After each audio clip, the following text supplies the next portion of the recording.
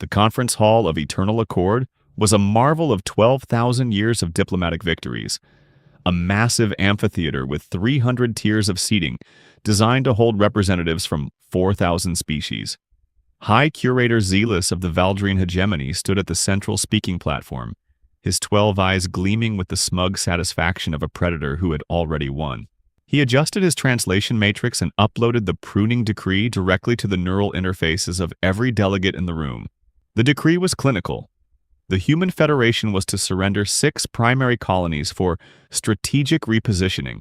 Among them was New Perth, a world where 17 million humans had already been forced to relocate once before in the name of diplomatic prudence. For 73 cycles, humanity had been the galaxy's favorite punching bag.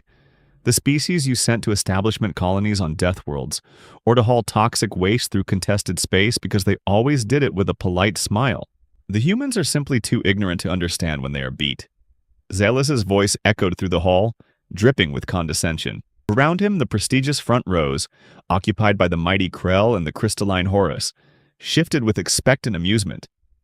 They looked at the humans as galactic janitors, a bipedal species that apologized when you stepped on their feet and said sorry even when they were the ones being hurt.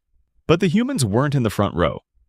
When they had requested their seating assignments, they had specifically asked for Tier 297, the very back row, normally reserved for interns, janitors, and species. So new they hadn't figured out how to use a quantum communicator. It was a move the council interpreted as a sign of submission. In the shadows of the back row, Ambassador Marcus Webb sat casually with his legs crossed. Beside him, his attaché Priya was focused on a datapad, while 3 security specialists sat with a posture that suggested they were utterly unbothered by the spectacle. While the rest of the council focused on Zealous's grand performance, the humans were busy mapping the room's social dynamics and tracking every exit and service entrance. Zealous finished his presentation, his feeding tentacles curling in satisfaction. "Surely the humans understand that the Vaxxon Accord requires this surrender," he prompted, his voice patronizing. The hall went deathly silent as Marcus Webb stood up. He didn't use the central platform, he didn't raise his voice. But from the back row, his words carried with an absolute authority that made the Chancellor's resonance staff seem like a toy.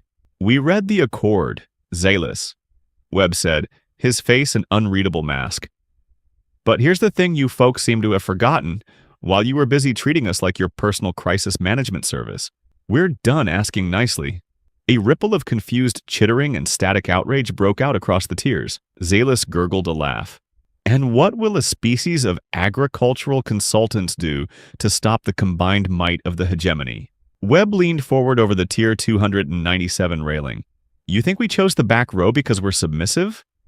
We chose it because it's the only place in this room where we can see everyone's secret communications. For example, I can see that 14 seconds ago, your home fleet received an emergency signal from the edge of the Sol system." Webb's smile didn't reach his eyes as a new holographic display flickered to life in the center of the hall, one that Webb had hacked into the Council's own secure feed. "You aren't pruning our territory, Curator," Webb whispered into the silence. "You're just the first ones to find out why we've been so patient for 73 years. And your fleet? It just stopped responding." The holographic display pulsed with a sickening rhythmic red, the universal indicator of a total communications blackout. High Curator Zealous stared at the void where his home fleet should have been, his multiple optical sensors twitching in a frantic, uncoordinated dance. The council chamber, once a theater of arrogant posturing, was now a tomb of stunned silence. "What did you do?" Zealous hissed, his translation matrix struggling to render the sheer vitriol in his voice. Webb didn't answer. Instead, he stepped aside as the rear doors of the amphitheater, the ones used by maintenance droids and waste reclamation staff, hissed open. A lone human walked in. He wasn't wearing the medals of a general or the high-collared robes of a diplomat. He wore a simple, slightly wrinkled gray suit and carried a plain data tablet. He looked like a man who spent his days worrying about crop yields or tax codes, not the fate of star systems. "Honored delegates," the man began, his voice carrying a terrifyingly pleasant neutrality. "My name is Arthur Penhaligon. I'm a senior analyst with the Terran Bureau of Logistics and Resource Management. I'm an economist, not a soldier." "An economist?" Commander Thraxus of the Krell roared, slamming a clawed fist against the obsidian table. "The humans send a clerk to discuss the pruning of their worlds?" This is an insult. Where are your admirals? Our admirals are currently very invested in a chess tournament, Commander. Penhaligon replied, offering a thin, polite smile that chilled the room more than any threat. They find that actual warfare is far too efficient to leave much room for future diplomatic relations. So, they sent me to provide a cost-benefit analysis of your current trajectory. He tapped his tablet, and the central hologram shifted. It didn't show ship deployments or weapon yields. It showed spreadsheets, supply chain dynamics, and probability matrices. For 73 cycles, you have treated us as the galaxy's janitors, Penhaligon said, walking slowly down the stairs from the back row. We maintained your waste reclamation systems. We stabilized your hazardous environment colonies. We managed the logistics of your trade routes because we understood that cooperation was more profitable than conflict. But, as Ambassador Webb noted, we are done being your crisis management service. He stopped at Tier 50, looking down at the Valdrine delegation. At 0600 hours this morning, every human operating critical infrastructure in Council space simply stopped. We didn't sabotage anything. We just went home. According to my projections, the Valdrine Hegemony's life support systems will fail in approximately 12 hours without our specialized maintenance protocols. The Krell merchant fleet will run out of fuel in 17 hours because we've redirected the fuel cell transport ships to Terran space. The crystalline form of the Orc delegate pulsed with an agitated, flickering light. This is extortion! No, Penhaligon corrected, his voice dropping to a whisper that echoed like a death sentence. This is an audit. You decided that humans were acceptable casualties in your political games. I am here to inform you that the cost of your pruning decree is the total industrial and economic collapse of every species that voted in its favor. You thought you were preparing for a war. You didn't realize we had already won through accounting. He turned back to the council, his face hardening as he looked directly at the Chancellor. You asked why we sat in the back row. It's because from the back row we could see exactly which of your systems were failing. We've been calculating your supply lines for decades. We know you'll run out of everything critical before the first shot is even fired. The High Curator of the Valdrine stood, his feeding tentacles trembling with a mix of fury and dawning horror. You cannot possibly believe 17 species will bow to a clerk. We will send our planetary defense forces. We will crack your worlds. Penhaligon's smile vanished entirely, replaced by an expression that was ancient and predatory. You could do that. But you should know that our admirals are only patient as long as I'm the one talking. If I leave this room without a full repeal of the decree, the conversation stops being about economics. He leaned over the railing, his eyes locking with the curators. And you really don't want to meet the people we keep in the front row when we aren't playing nice. Suddenly, every lights in the chamber flickered and died, replaced by the emergency amber glow. A new alert flashed on every delegate's interface. Planetary Defense Grid offline. Origin. Human Maintenance Sector. High Commander Vrax of the Valdrine Home Fleet stood on the bridge of the Sovereign, his primary sensory stalks twitching as the Armada materialized at the edge of the Sol system, in a display of military precision. 3,000 warships, each bristling with enough firepower to glass a continent, emerged from hyperspace in perfect formation. Vrax had expected a desperate human defense or perhaps a chaotic swarm of primitive fighters. Instead, he found only the cold black of space, punctuated by the indifferent light of a distant sun. Begin system scan, Vrax commanded, settling into his throne like a satisfied predator. Show me where the janitors are hiding. The results appeared on the primary sensor array, and the satisfaction on Vrax's face flickered. Orbiting the third planet was a cluster of 215 contacts, orbital platforms of varying sizes. Their energy signatures were active but minimal. They weren't charging weapons or raising shields. To a conventional military mind, they looked like automated mining equipment or weather satellites. Folklore, Vrax sneered, remembering the merchant's whispered tales of human death-worlders. We're chasing shadows. However, Subcommander Urus remained quiet, studying the data on her personal console. The pattern of the orbital defenses suggested a civilization that thought about warfare in ways that made her combat-trained mind itch with unease. The platforms were too perfectly positioned, their adaptability too high for mere machines. As the Armada pushed deeper into the system, the silence became oppressive. There were no frantic hails, no scrambling signals. Then the sensors detected a massive, dark, great wall of contacts, vessels uncloaking from asteroid fields and rising from behind moons. They were cold, showing minimal energy signatures, a hallmark of human engineering that allowed them to look harmless until the exact moment they chose not to be. "They aren't hiding," Urus whispered, her multiple eyes scanning the tactical display with growing dread. "They've been very quiet while watching us gather on their doorstep." Suddenly, the communications array flared. It wasn't an automated message, but a smooth, calm voice speaking perfect galactic standard with an accent no one could quite place. "Valdrine Armada, this is Admiral Marcus Webb of the United Earth Defense Force," the voice said, carrying a hint of genuine amusement. "You've had an observation fleet parked just outside the helipause for 6 days. Not exactly subtle, we figured you'd either jump in or get bored and leave. Glad you chose the more interesting option." Vrax's skin flushed an angry crimson. "Your pathetic orbital platforms don't even have their weapons charged, human. We have 3,000 warships." "About that," Webb replied conversationally. "How familiar are you with Earth predators? They stay very still. They don't charge at their prey making noise. They wait, patient and calm, and let the prey come to them." As Webb spoke, the 215 platforms blazed to life on the tactical display. Warning klaxons suddenly screamed across every ship in the Valdrine fleet simultaneously. The platforms weren't stations, they were capital-class vessels. Additional contacts flooded the sensors. 4,732 combat vessels, all weapons hot, all shields at maximum. "You missed them because they were cold," Webb said, his voice hardening like steel. "And now you're about to find out what happens when you mistake patience for weakness." Just as Vrax prepared to roar an order, the primary view screen flickered.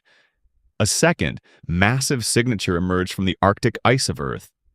Not a ship, but something biological, nearly 2 kilometers in length.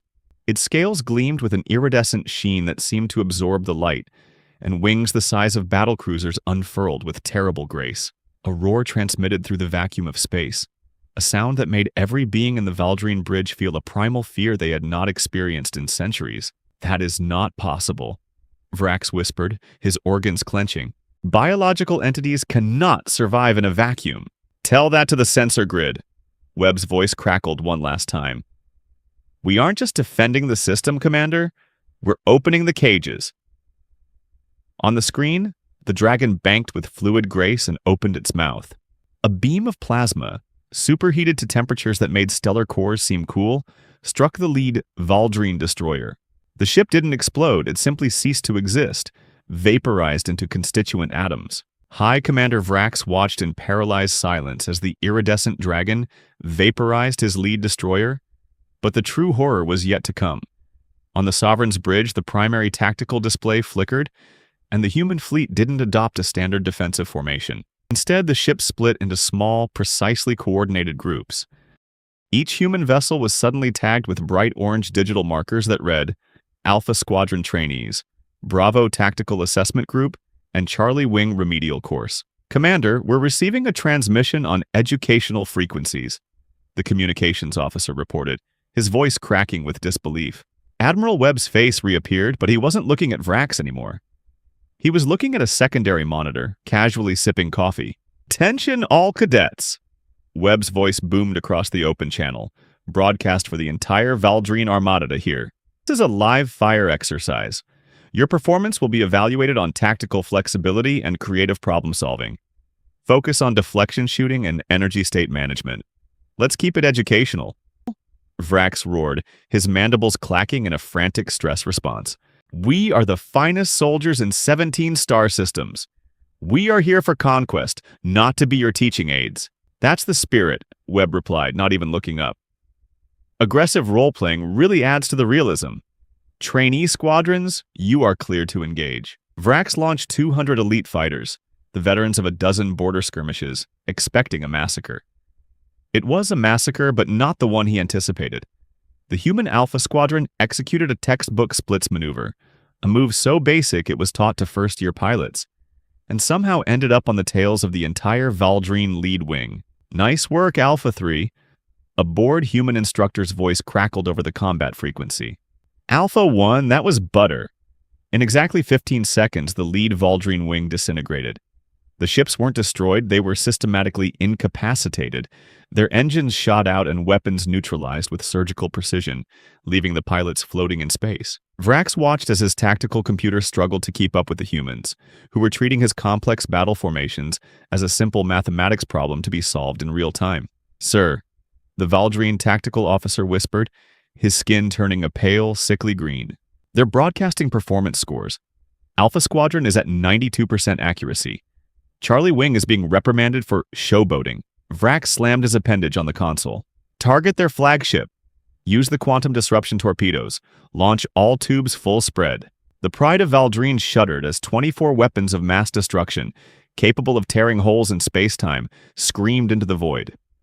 On the view screen, Webb finally set down his coffee mug and looked interested. "Oh, wow." "Full spread," Webb noted. "Defensive screen pattern Omega, cadets. Let's show the Council what 4 years of academy training and crippling student debt can accomplish."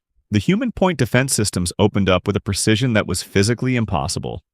Every single torpedo was tracked, targeted, and neutralized using sympathetic frequency harmonics, detonated at safe distances while the instructor provided commentary. "Textbook execution," the instructor praised. Vrax collapsed into his command chair. His fleet was currently ranked 14th on the human training leaderboard, last place behind a group called the Junior RTC Space Camp. "Commander," the communications officer said, his voice barely audible. "New human signatures are entering the sector. Designation, First Fleet. Their energy readings are exponentially higher than the trainees." Webb leaned closer to the camera, his expression shifting from casual to dangerously sharp. "Oh, that'll be Admiral Kowalski with the real combat fleet. She actually enjoys this stuff. You've got one chance to withdraw your declaration of war, or I let the varsity team join in." Vrax looked at the massive carrier now blotting out the nearest star. He realized that if war was just a human training exercise, he didn't want to be around when they got serious. Chancellor Morix retreated to his private sanctum, his primary breathing vents wheezing from the stress of the emergency session. He needed the silence of his reinforced office to process the total collapse of the Valdrine Armada and the disturbing audit presented by the human economist. But as the heavy blast doors hissed shut, the smell of burnt beans and steam hit his olfactory sensors. Sitting in the Chancellor's high-backed chair, feet propped up on a desk made of rare obsidian, was a human wearing a stained jumpsuit with a waste reclamation patch on the shoulder. He was casually sipping from a ceramic mug, the dark liquid inside steaming in the cool air. "You're late, Chancellor," the human said, his voice as calm as a predator watching prey. "I was starting to think you'd gotten stuck in subcommittee." "Who are you?" Morix demanded, his defensive scales bristling. "How did you bypass the level 9 quantum security of this room?" The human took a long, slow sip of his coffee, a substance the Council's medical records classified as literal poison, and smiled. "My name is Vorath. Or at least that's the name on my payroll ID for the last 6 cycles. You know me as the guy who empties your trash every Tuesday." Morix felt his secondary heart skip a beat. For 73 cycles, the Council had treated humans as galactic janitors, the invisible hands that maintain the infrastructure of their civilization. "We've been here since the beginning, Morix," Vorath continued, his expression hardening.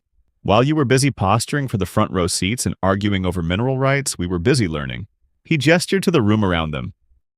"We know every weakness in this station. We know every back-channel deal you've made. We even know about the secret fund you've been using to stabilize the Mordax territories."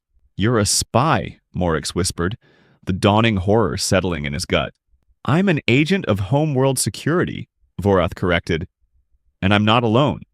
There are 3,000 of us embedded across every major galactic power. We are the scientists in your labs, the engineers in your shipyards, and yes, the janitors in your palaces." Vorath leaned forward, the casual demeanor vanishing to reveal something ancient and predatory. "We let you think we were weak. We let you think we were expendable because a quiet enemy is a safe enemy. But then you decided to prune our worlds. You threatened our children. We can negotiate," Morix stammered, his mind racing for a diplomatic solution that no longer existed. "Negotiation was for yesterday," Vorath said, standing up and setting his mug down with a soft, final click. "Ambassador Webb is currently waiting for the Council to vote on a full repeal of the decree. If that vote doesn't happen in the next 10 minutes, I don't just leave your trash uncollected." He tapped a device on his wrist and a holographic feed appeared. It showed the station's life support core. A series of small, human-made devices were attached to the primary coolant lines. I've spent the last 6 years learning exactly how to make this station. Forget how to breathe, Vorath whispered. The Chancellor's terminal chimed. A message from the Valdrine High Curator was flashing. Human forces have entered our core systems. We are being unmade. Vorath looked at his watch. 9 minutes, Chancellor. I suggest you start walking back to that amphitheater. Because my boss just reached stage 4. Chancellor Morix practically fell through the doors of the amphitheater, his scales pale with a terror the Council had not yet understood. At the central platform, High Curator Zealous was still in a frenzy, his feeding tentacles lashing as he demanded that Council security arrest the human bureaucrats. He refused to believe that the Valdrine Armada, the pride of the sector, was currently being used as a target range for human children. You will restore our defense grids immediately, Zealous roared, his voice cracking through the hall. The hegemony does not negotiate with accountants and janitors. Up in Tier 297, Ambassador Webb did not move. He simply sat there watching the curator with a look of exhausted certainty. The rest of the human delegation remained equally still, their eyes tracking the frantic movements of the other delegates like predators watching prey. Ambassador Webb!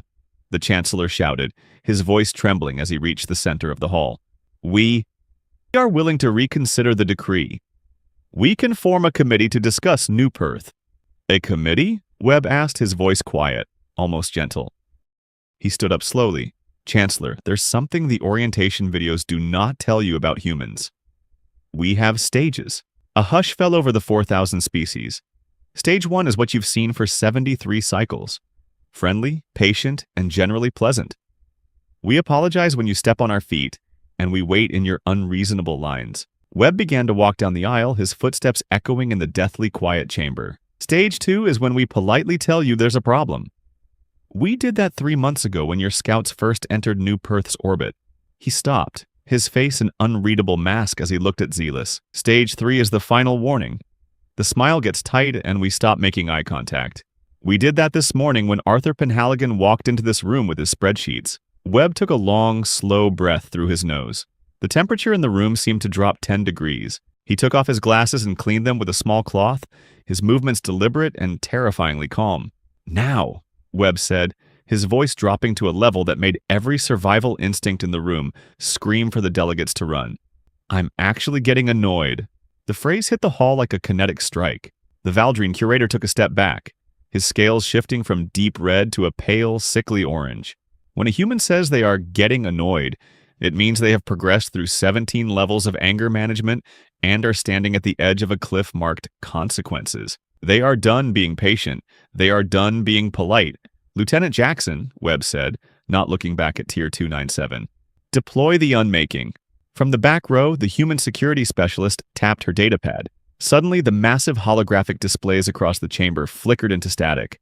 Across the galaxy, 17 core worlds, the ones that had voted for the decree, began to broadcast a single, unified message. It was not a demand for surrender. It was a live feed of their own reality beginning to unravel. The term unmaking was not a metaphor. It was a clinical description of a localized breakdown in fundamental physical laws. High Curator Zealous watched his neural interface in horror as the live feed from the Valdrine core world, Vastris, showed his flagship orbital dry dock simply dissolving. It wasn't an explosion, which would have been a merciful chemical reaction. Instead, the most advanced alloyed structure in the hegemony began to lose its conceptual integrity. This is impossible! Zealous shrieked, his feeding tentacles curling in frantic, uncoordinated patterns. Our shields are rated for supernova detonations. Your shields are designed to stop energy and matter, Ambassador Webb said, his voice carrying the terrifying weight of a final judgment. They aren't designed to stop a logic virus that bypasses every security protocol you possess. We aren't attacking your ships, Curator. We're convincing their constituent atoms that they no longer want to maintain molecular bonds. Across the 17 star systems that had voted for the pruning decree, the effect was the same. Humanity's theoretical weaponry did not leave craters. It left frozen monuments to hubris. In the outer reach, Council ships touched by this dark energy simply stopped. Reactors went cold, weapons went silent, and life support failed, turning once mighty vessels into floating coffins. The humans had spent 73 cycles mapping the Council's infrastructure, and now they were using that knowledge with surgical precision. They didn't need high-yield plasma or kinetic strikes when they could use sympathetic frequency harmonics to safely defuse the Council's most dangerous weapons in real time. Violence is such a messy last resort, Webb added, adjusting his sleeve as the Council Hall's temperature continued to plummet. Humans prefer more elegant solutions. We've spent millennia on a world that tried to kill us every day, and we learned that the most efficient way to win a fight is to make the opponent's own tools refuse to work for them. Stunned silence gripped the chamber as the delegates realized that their entire military infrastructure was being systematically dismantled. The humans weren't just winning a battle, they were ending the concept of warfare as the Council understood it. Zealous collapsed to his knees, his multiple eyes reflecting the data stream of his civilization's unmaking. Please, I stop this. We surrender. Unconditional surrender. Webb looked up at the back row where Lieutenant Jackson was already processing the next phase of the operation. Surrender means cooperation, Curator, Webb said coldly. It means opening your archives and turning over every individual who authorized the targeting of human civilians for trial. As the Curator began to stammer an agreement, the massive holographic map of the galaxy suddenly shifted.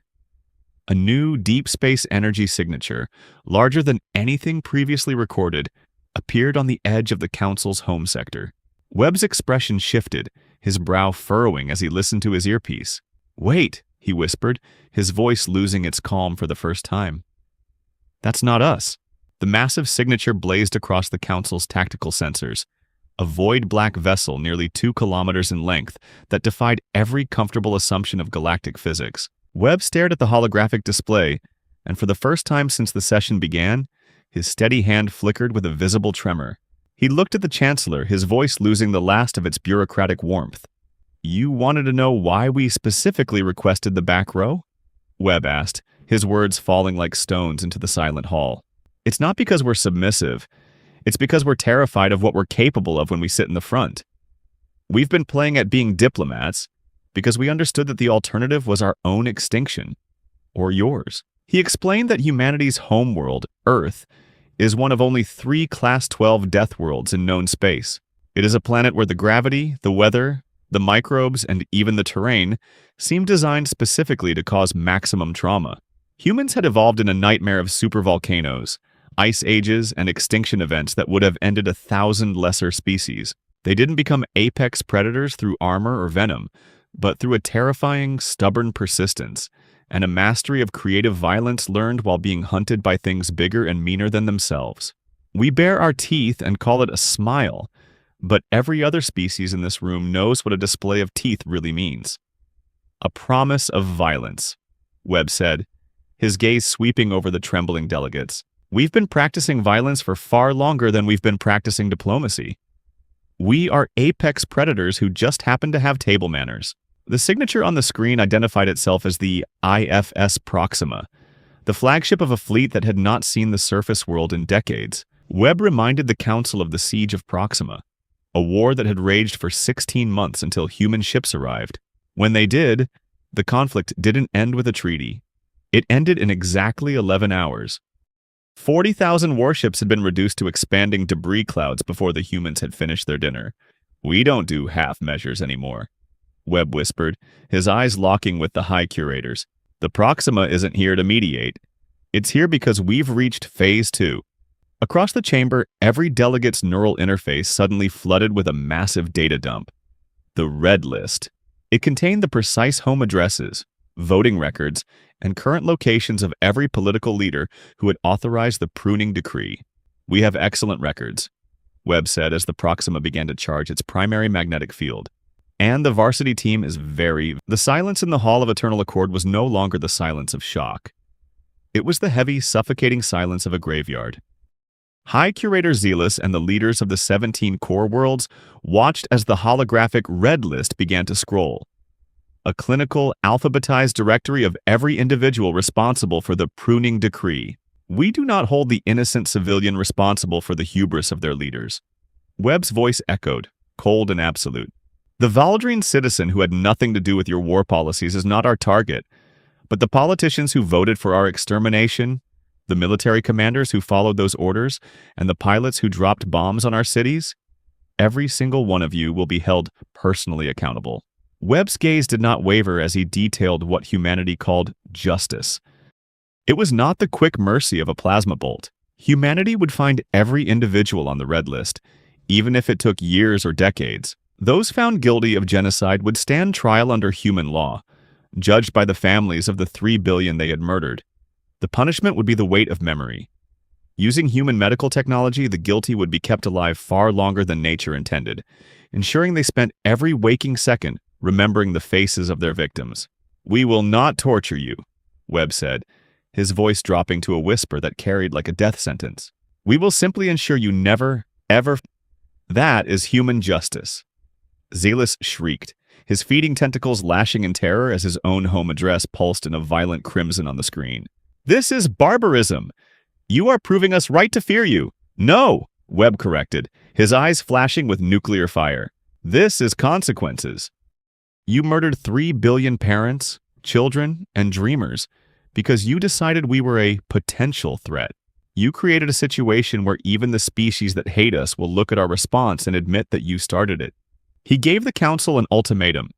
They had 72 hours to begin full compliance. They were to open their archives, accept human observers on their worlds, and turn over every individual on the red list to face the tribunals. If a single shot was fired at human forces after the deadline, the offer of surrender would be revoked, and total extermination of their military capabilities would follow.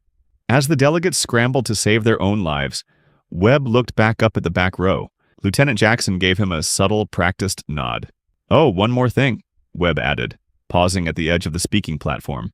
"You think we sat in the back row for 73 cycles just to map your weaknesses? But we've been watching more than just your ships." Webb gestured toward his security team. "They haven't just been watching you, they've been watching your offspring." The collective gasp of the council was a sound of pure, unadulterated dread. "Not to harm them," Webb whispered, his smile more terrifying than any weapon, "but to see if the next generation was worth saving from the monsters their parents chose to become." 6 standard months had passed since the Great Silence, and the Hall of Eternal Accord looked fundamentally different. The jagged obsidian and gold-plated tiers of the old regime had been replaced by an architecture of transparency and utility. The pruning decree was now a dark chapter in history textbooks, a cautionary tale taught to every fledgling diplomat about the danger of mistaking a closed mouth for a lack of teeth. The trials had been swift and devastatingly thorough. Every individual on the red list had been processed. High Curator Zealous had not been executed. Instead, he had been assigned to a waste reclamation crew on New Perth, forced to spend his remaining cycles rebuilding the very infrastructure he had sought to dismantle. He worked under the supervision of the same janitors he once looked down upon, learning the hard way that a civilization is built from the bottom up, not the top down. In the center of the hall, the speaking platform remained, but it was no longer used for grandstanding. It was a place for data. The human economist, Arthur Penhaligon, stood there now, presenting a recovery plan for the 17 worlds that had faced the Unmaking. Humanity hadn't left them in ruin. They had provided the exact spreadsheets and logistics needed to prevent total societal collapse, proving that their capacity for restoration was just as terrifyingly efficient as their capacity for destruction. The most striking change, however, was the seating arrangement. Tier 1, the most prestigious front row, sat completely empty. The Orcs, the Krell, and the surviving Valdrine leadership now huddled in the middle tiers, their eyes constantly darting toward the shadows at the very top of the amphitheater. In Tier 297, the back row, Ambassador Marcus Webb sat in the exact same seat he had occupied on the day the galaxy changed. He wasn't wearing a military uniform or a crown. He was wearing a simple dark suit and holding a fresh cup of coffee. Beside him, a dozen other species, once mid-tier powers, had moved their delegations to the back row, hoping to gain the human perspective. "They still think there's a secret to it," Lieutenant Jackson whispered, leaning toward Webb as she watched the Krell delegate try to squint from the top railing to see the whole room. "They think sitting back here magically gives them the power to predict the future." Webb took a slow sip of his coffee, the steam rising in the cool, recycled air. "Let them sit here. Maybe eventually they'll realize it's not about the seat. It's about being willing to look at the parts of the galaxy that aren't shining." A new delegate, a young representative from the reformed Valdrine Consulate, approached Webb with a trembling bow. Ambassador, the alien whispered, its sensory stalks lowered in a sign of extreme submission. The High Council wishes to offer humanity the permanent chair of the front row. We believe your species has earned the right to lead us. Webb didn't even look up from his datapad. We're quite comfortable where we are, thank you. From here, we can see the exits. We can see the guards. And more importantly, we can see exactly when someone in the front row starts getting a big head. The delegate shivered and retreated. Webb watched him go, then turned his gaze back to the massive holographic map of the galaxy. The IFS Proxima and the human defense fleets had returned to the shadows of the Sol system, but their presence was felt in every trade agreement and border treaty signed across the stars. The galaxy was no longer a collection of empires vying for dominance. It was a carefully managed equilibrium maintained by a species that preferred peace but was masterfully prepared for the alternative. Webb stood up, buttoning his jacket. Come on, Priya, we're done here for today. I've got a 1400 hours meeting with the Agricultural Board on New Perth. They're having trouble with the wheat yields, and honestly, that's a much more interesting problem than listening to these folks apologize for the 100th time. As the human delegation walked toward the rear exit, the entire council stood in a spontaneous, silent tribute. They didn't cheer, they didn't shout. They simply watched the humans leave, their eyes filled with a mixture of profound respect and the lingering, cold fear that the janitors might one day have to pick up the broom again. The doors hissed shut behind them. The back row remained occupied, the coffee mug left on the railing still steaming. A small, quiet reminder that while humanity was happy to let the galaxy run itself, they were always watching.